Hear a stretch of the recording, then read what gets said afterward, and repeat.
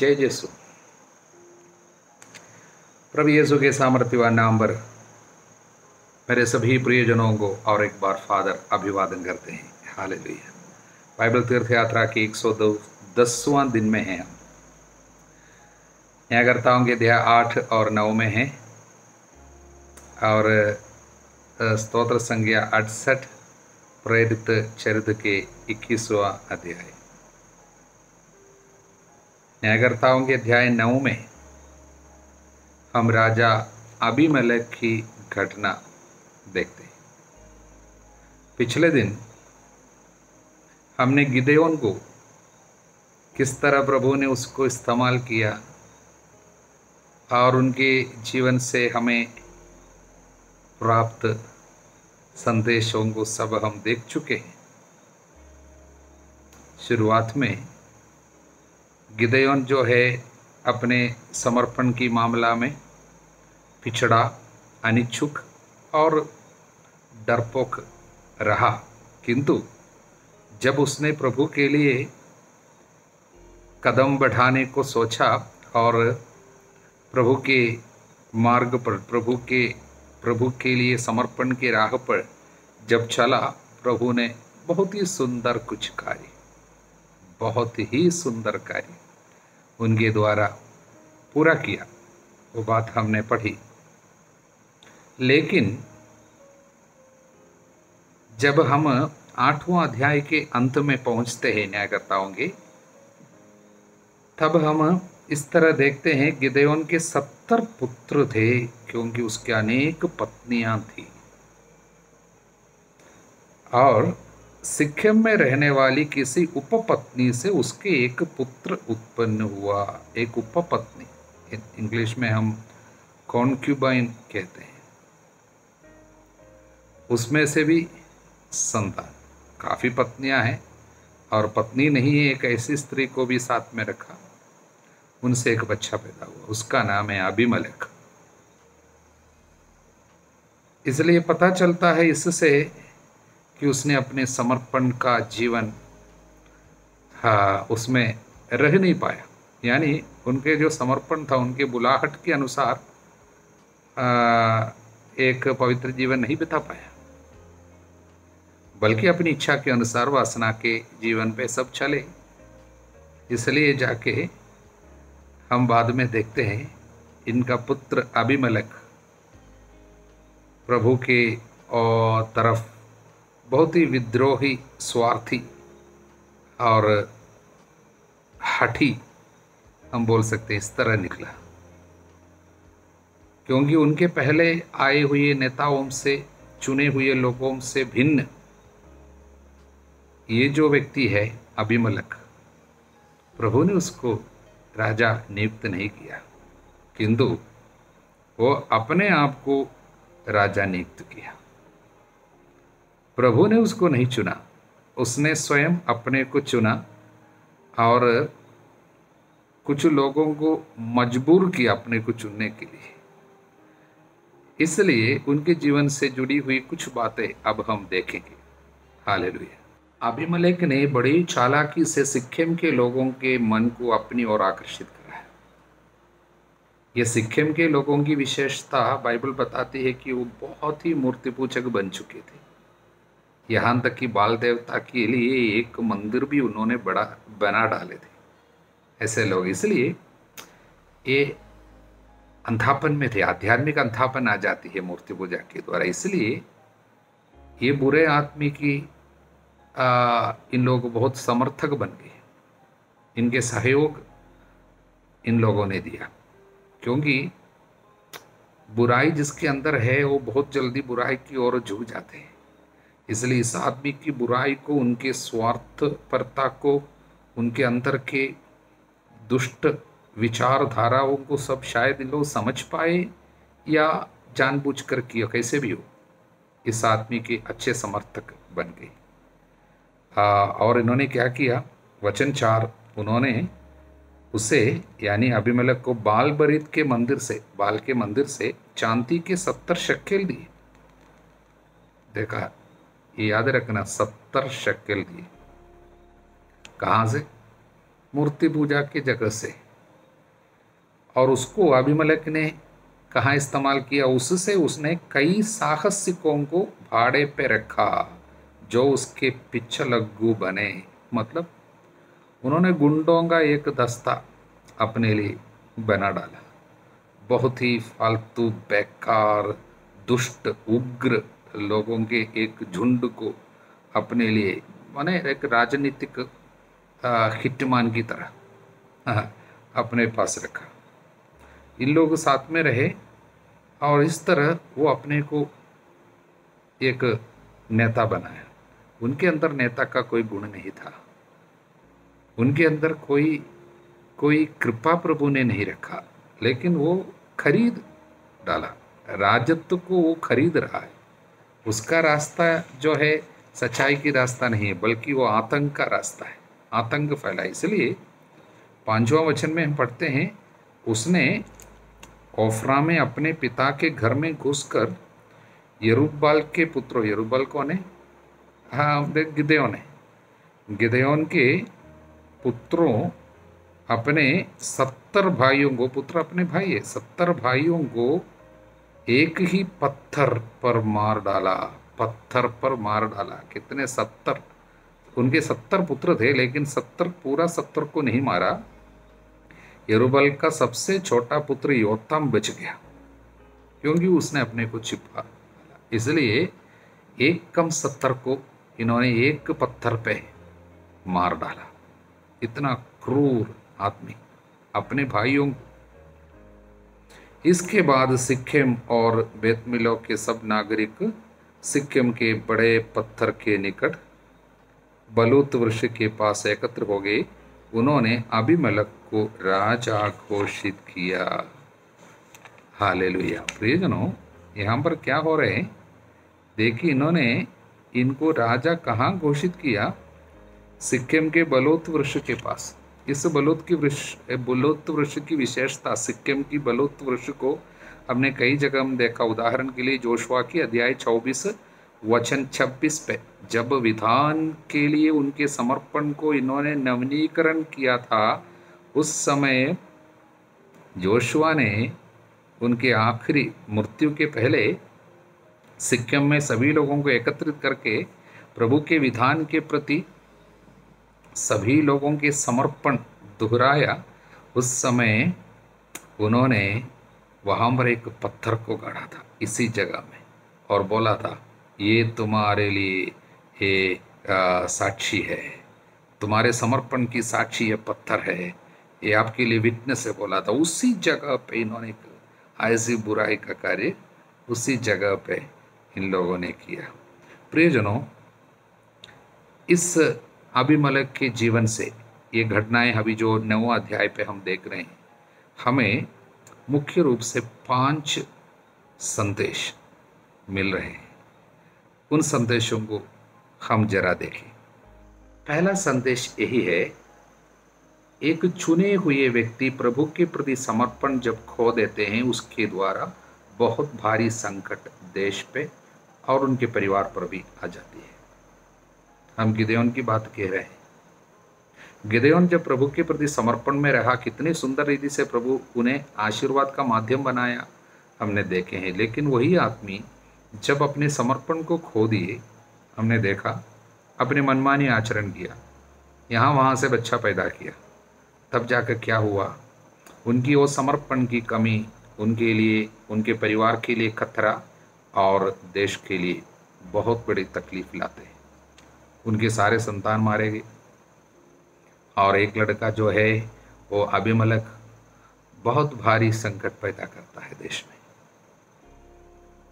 एक व्यक्ति के, चुने हुए एक व्यक्ति की समर्पण की कमी है। हालेलुया। ये पहला संदेश। दूसरा संदेश, ये संदेश कई बार हमारे सामने रखे गए थे वचन के द्वारा, और एक बार इस अध्याय में बार बार हमें देखने को मिलता है। वो ये है, जो कोई जिसके द्वारा पाप करेगा उसी के द्वारा यंत्रणा मिलेगा। यानी instrument of sin becomes instrument of punishment. पाप का रूप और विपत्ति का रूप एक समान हो जाता है। प्रज्ञा ग्रंथ 11:16। यहाँ पर ये कैसे उतरता है देखेंगे। सिक्किम के लोग इस आदमी को बढ़ावा दिया, अबीमेलेक की बुराई का साथ दिया। अबीमेलेक की बुराई में मतलब उनके भाइयों को मारने में सब इन्हीं लोगों ने मदद की और उनको राजा बनाया। बाद में क्या होता है, उसी आदमी के द्वारा सिक्किम के लोग मारे जाते हैं और सिक्किम नगर जो है ध्वस्त किया जाता है, अबीमेलेक ने किया। और इस पे दूसरी बात जो है, सिक्किम में एक मंदिर थे बाल के लिए, यानी देव मूर्ति की आराधना करने के लिए इन्होंने मंदिर भी बना डाले थे। उस मंदिर से 70 शकेल जो है, चांदी के 70 शकेल इन्होंने निकाल कर दिए थे अबीमेलेक को। बाद में हम देखते हैं उसी मंदिर पे, वचन 46 से लेकर हम पढ़ते हैं, उसी मंदिर पे काफ़ी सिक्किम के अनेक लोग मारे गए। कैसे, उस मंदिर पे जाके शरण लिए इन लोग और अबीमेलेक आके उस मंदिर को जलाया। ये देव मूर्ति के मंदिर जो है, बाल बरीत के मंदिर को उसने जलाया, उसके अंदर 1000 से ज़्यादा लोग मारे गए। इसलिए मंदिर जो पाप का कारण था वो विपत्ति और मृत्यु का कारण बन गया। अब तीसरी एक बात हम देखते हैं, ये अबीमेलेक ने अपने भाइयों को कैसे मारा था। वचन में लिखा है 70 भाइयों को एक ही पत्थर पे मार डाला, पत्थर पे मार डाला। बाद में इनके साथ क्या हो रहा है, अबीमेलेक के जीवन में क्या हो रहा है, वचन 53 इसी अध्याय में, जब वो अबीमेलेक उस मीनार पे आग लगाने के लिए मीनार के फाटक के पास आया तो किसी स्त्री ने अबीमेलेक के सिर पर चक्की का ऊपरी पार्ट फेंक कर उसका सिर फोड़ दिया। चक्की का पार्ट, वो भी पत्थर है, पत्थर उसके सिर पर गिरा, वो मारा गया, सिर फट गया। पत्थर पे ही उसने अपने भाइयों को मारा था, वो पत्थर से ही वो मारा जाता है, ये बाई चांस नहीं है। क्योंकि punishment for sin will take the same form of sin itself. जो कोई जिसके द्वारा पाप किया उसी के द्वारा यंत्रणा आती है। इसलिए हालेलुया। देखिए, ये 70 चीज इनको कहाँ से मिला था, ये मंदिर से उन लोगों ने चांदी के 70 शकेल दिए। ये भी जुड़ी हुई बात है।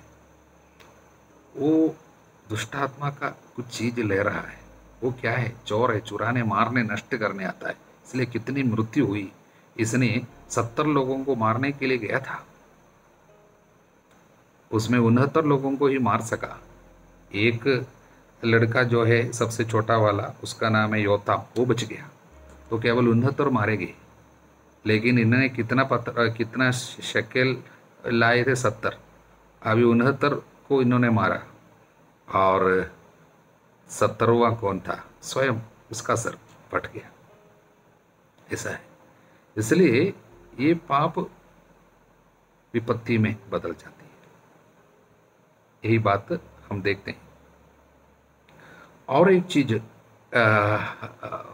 इस अध्याय पे हम देखते वो ये है, देखिए, ये जो पत्थर से इनका सिर जो फट गया था, इसका एक और अर्थ है। कारण क्या है, बाइबल में हम वचन में ये पढ़ते हैं, चक्की का ऊपरी पार्ट फेंक उसका सिर फोड़ दिया, सिर फट गया उसका। ये वही सिर है जिस पे उसने ताज स्वयं रखा था, यानी मुकुट, राजा का मुकुट उसने स्वयं रखवाया था, प्रभु ने नहीं रखा था। बाइबल में बाद में बाकी जगह में सब प्रभु राजा बनाता, अधिकार प्रभु देता, लेकिन इसने स्वयं अधिकार लिया। चालाकी से उन लोगों के द्वारा राजा वो स्वयं बना, और जिस सिर पे ताज पहनने के लिए वो आतुर रहा, जिस सिर पे उसने मुकुट रखा था, उसी सिर फट गया। हालेलुया। और वचन में हम देखते हैं जहाँ पर जोशुआ ने साक्षी के रूप में, गवाह के रूप में एक पत्थर गाढ़ा था, उसी जगह पे इन्होंने इनको राजा बनाया था। पत्थर रखा था वहां पर, वो पत्थर उसके सिर पर पड़ा, क्योंकि समर्पण के चिन्ह के रूप में वहां पर पत्थर गाड़ा था। हमने देखा था वो जोशुआ के 24वां अध्याय में।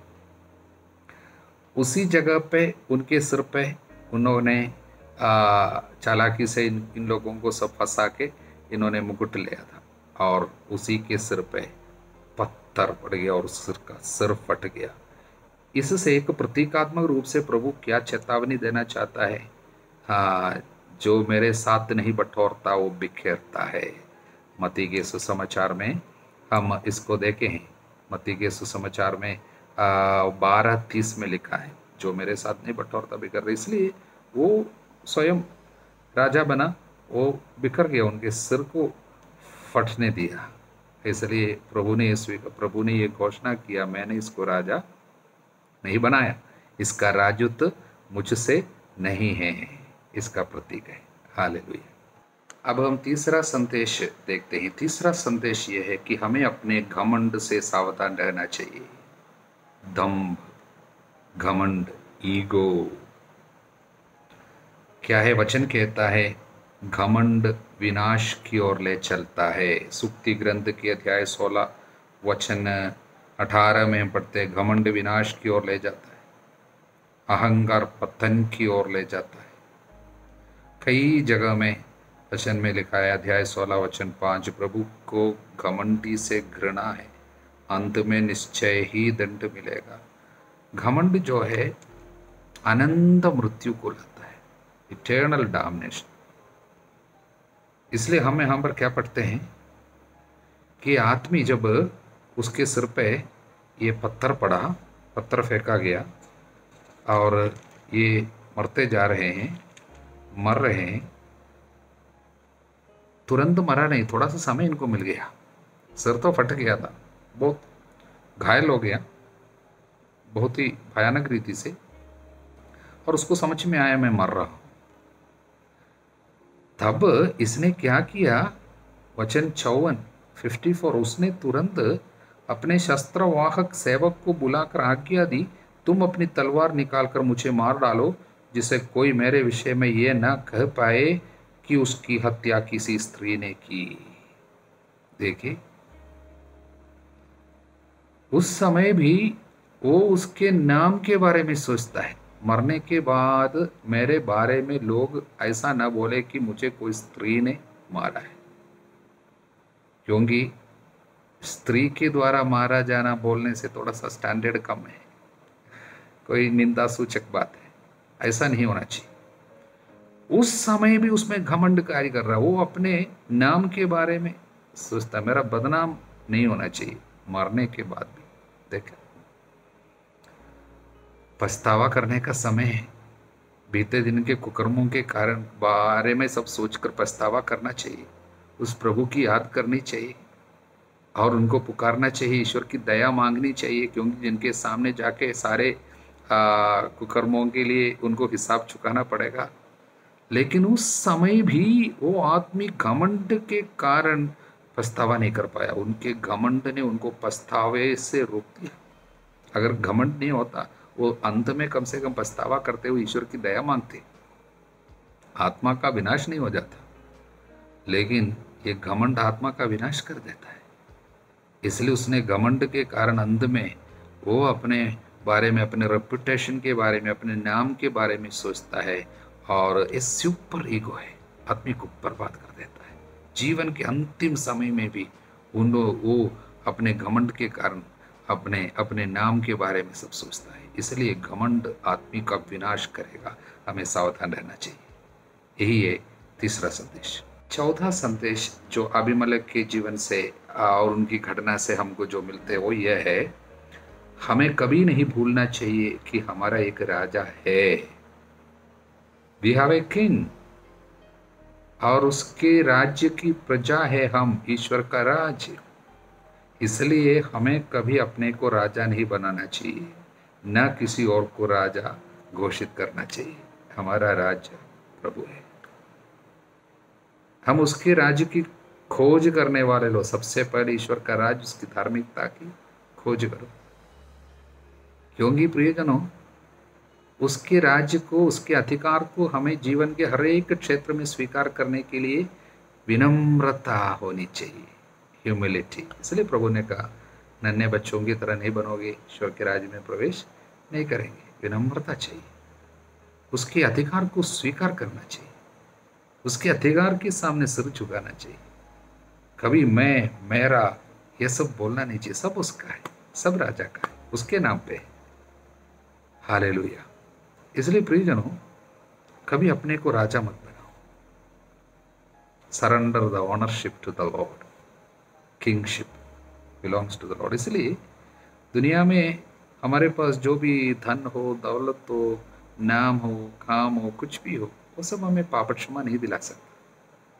न हमारे जीवन को क्या है कि एक पूर्णता दे सकता, हमारे खालीपन को भर नहीं सकता। केवल वो प्रभु करता है जो हमारा राजा है, उसके पास अधिकार है। इसलिए प्रियजनों योताम ने जो दृष्टांत, पेड़ का, पौधे का दृष्टांत गरासिम पर्वत के ऊपर से चिल्ला चिल्लाकर घोषित किया था 7 से 20 तक। गरासिम पर्वत शायद भूल गए क्या? भूलना नहीं है। गरासिम पर्वत जहाँ से आशीर्वाद की घोषणा हुई थी, यबाल और गरासिम पर्वत, वो सिक्किम के दोनों साइड में खड़े 2 पर्वत है जहाँ से जोशुआ आशीर्वाद की घोषणा किया था।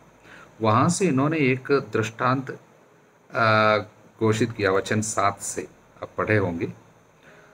उसमें भी वो योताम जो है अपने पिता की बात जानता है। पिता ने कहा था ना मैं राजा बनूंगा, ना मेरा पुत्र राजा बनेंगे, प्रभु केवल तुम्हारा हमारा राजा होगा करके पापा ने घोषित किया 8वां अध्याय 23वां वचन में। ये जानता था, इसलिए उसने हम जो अच्छे अच्छे पेड़ है वो सब राजा बनने से इनकार किया। यहाँ पर हम देखते हैं, लेकिन केवल जो है कंडीले झाड़ झंझाड़ जो है वही केवल राजा बना। इसलिए अबीमेलेक के बारे में ये लिखा, अबीमेलेक जो राजा बनना चाहा उसका जो चाहत है, इसलिए उन्होंने कंडीले झाड़ की दृष्टांत देते हुए यहाँ पर घोषित किया है। इसलिए प्रियजनों केवल प्रभु हमारा राजा। हालेलुया। 5वां संदेश यही है, प्रभु किसी को भी, कोई भी अधिकारी हो, चाहे प्रभु के शत्रु भी हो, उनको भी अपनी इच्छा पूरी करने में इस्तेमाल कर सकता है। ये बहुत सुंदर एक कार्य है। दुनिया के कितने भी अधिकारी हो, राजा, नेता, जो भी हो, उन सभी लोगों में प्रभु अपनी इच्छा को प्रकट कर सकता है और उनके द्वारा अपनी इच्छा को पूरा कर सकता है। हालेलुया। इसलिए प्रियजनों अबीमेलेक, उनके जीवन प्रभु को प्रिय नहीं था। उनके काफ़ी कार्य, उनकी फैसलाएं, उनके राजा बनने का कार्य सब प्रभु की मर्जी से नहीं थी, लेकिन उस आदमी को, उनके उस बुरे फैसलाओं को सब प्रभु अपने कार्य में इस्तेमाल किया। उदाहरण के लिए सिक्किम के लोग काफ़ी बड़े पापों में थे, मूर्ति पूजा में, और इन्होंने इस बुराई को बढ़ावा दिया। इसलिए उन लोगों के ऊपर उनके पाप के कारण आने वाली विपत्ति को इनके ऊपर लाने के लिए प्रभु इसी आदमी को इस्तेमाल किया। देखिए, सिक्किम के लोगों के ऊपर ईश्वर अपनी न्याय इस आदमी के द्वारा चलाया, उनके पाप के लिए दंड दिया। प्रियजनों, हर एक बुराई से प्रभु कुछ भलाई उत्पन्न कर सकता है। हर एक व्यक्ति के ऊपर प्रभु को अधिकार है। चाहे आप शत्रु के हाथ में इस्तेमाल हो रहा है, शैतान कुछ कुछ लोगों को बड़े बड़े पद में पहुंचा देगा, राजा बना देगा, नेता बना देगा, लेकिन उन लोगों को भी प्रभु इस्तेमाल करेगा अपने कार्य में, क्योंकि प्रभु के अधिकार सब कुछ के परे है। He has supreme authority. इसलिए प्रभु यीशु ने कहा, मुझे आकाश और पृथ्वी का सारा अधिकार प्राप्त है। इसलिए ऐसा कोई अधिकार नहीं है जिसे ईश्वर इस्तेमाल नहीं कर सकता। इसलिए हमें निराश नहीं होना। कभी कभी हम उदास हो जाते हैं, हताश हो जाते हैं क्या देखकर। कभी फलाने जगह में सब कोई बुरे लोग बैठे हैं, देश के अधिकारी, बहुत गलत काम करने वाला आदमी वहां पर बैठे हैं, सोच कर हम निराश हो जाते हैं। किसी किसी जगह में ऐसा आदमी पहुंच जाता है, उतना अच्छा आदमी नहीं है, धार्मिक नहीं है, अधर्मी बैठा है, लेकिन हमें चिंता करना नहीं है। प्रभु अपनी इच्छा को उन लोगों के द्वारा भी पूरा कर सकता है। इस बात को विश्वास करेंगे, हमको कितना सुकून आएगा। उदाहरण के लिए पिलातुस वहां पर बैठा था, वो बोल रहा है तुमको नहीं पता मेरे पास अधिकार है, तुमको मारने के लिए अधिकार है, छोड़ने के लिए भी अधिकार है। तब यीशु ने क्या बोला, ऊपर से दिया हुआ नहीं होता तुमको कोई अधिकार नहीं होता। इसका मतलब पिलातुस का अधिकार भी मेरे पिता के द्वारा है। कैफास के बारे में हम सुनते हैं, कैफास प्रभु के बारे में क्या बोला, कैफास ने बोला एक आदमी मरना देश के लिए, लोगों के लिए, एक जन का मरना अच्छा है। ईर्ष्या के कारण उसने यीशु के मरने की जो बातें बताई, लेकिन वचन क्या कहता है, वो यूं ही नहीं बता रहा था, बल्कि प्रधान याजक होने के कारण यीशु के बारे में ईश्वर की इच्छा को प्रकट कर रहा था। देखिए, ईश्वर की इच्छा उस आदमी के मुंह के द्वारा प्रकट होगी। वो उतना अच्छा आदमी नहीं था, धार्मिक नहीं था, लेकिन उसका अधिकार प्रभु का था। इसलिए चाहे बुरे आदमी किसी जगह में जाकर बैठे, फिर भी प्रभु उन्हें इस्तेमाल करेगा। इसलिए हमको चिंता करना नहीं। शायद हमारे घर में माता पिता उतने धार्मिक नहीं हो सकता, लेकिन उनका अधिकार प्रभु का दिया हुआ है, इसलिए उनको मानना, आदर करना, प्रार्थना करना, निंदा नहीं करना। इसलिए हमारे किसी भी क्षेत्र में शायद हमारे देश के अधिकारी कोई उतना अच्छा काम नहीं कर रहा हो, शायद हमारे पैरिश के कमेटी या मेंबर्स हो या अधिकारी किसी भी जगह में हो, या किसी भी जगह में आप काम करते हैं, काम करने के जगह में अधिकारी लोग अच्छा नहीं हो, आपको निराश नहीं होना है, चिल्लाना नहीं है, उनके विरुद्ध कुछ बुनबुनाने की भी नहीं है। भरोसा रखना प्रभु पे, उनकी इंतजार करना, उनके अधिकार को हमें दावा करना। प्रभु जरूर उन लोगों में कार्य करेंगे। बुराई से भलाई उत्पन्न करने वाला प्रभु है, फिर हमें क्यों निराश होना है। इसलिए प्रियजनों, ये अबीमेलेक के जीवन के द्वारा उनके जो घटना है, उनके द्वारा हमको जो 5 संदेश मिल रहे हैं, हमारे जीवन के लिए बहुत ही लाभदायी संदेश है।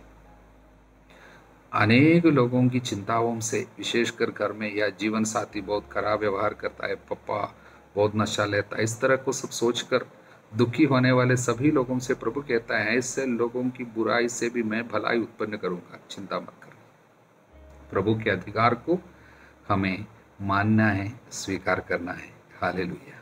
स्तोत्र 68 को अब जरा सा देखें। स्तोत्र 68 की विशेषता यह है, इस्राएलियों के हाथ से फिलिस्ती लोगों ने मंजूषा को, प्रभु की मंजूषा को छीन लिए थे, छीन कर ले गए थे। बाद में दाऊद के समय में उस मंजूषा को फिलिस्ती लोग वापस किया, क्योंकि मंजूषा वहां पर ले जाने के कारण फिलिस्तियों के जगह में काफ़ी विपत्ति आई, इसलिए उन्होंने उसको वापस कर दिया। और उस मंजूषा को बाद में यरूशलेम में राजा दाऊद लेके आ रहे हैं, बड़े जुलूस के साथ आराधना करते हुए, नाचते हुए, स्तुति करते हुए लेके आ रहे हैं। इसलिए इस स्तोत्र में हम देखते हैं उस जुलूस को, शोभा यात्रा को सब हम देखते हैं।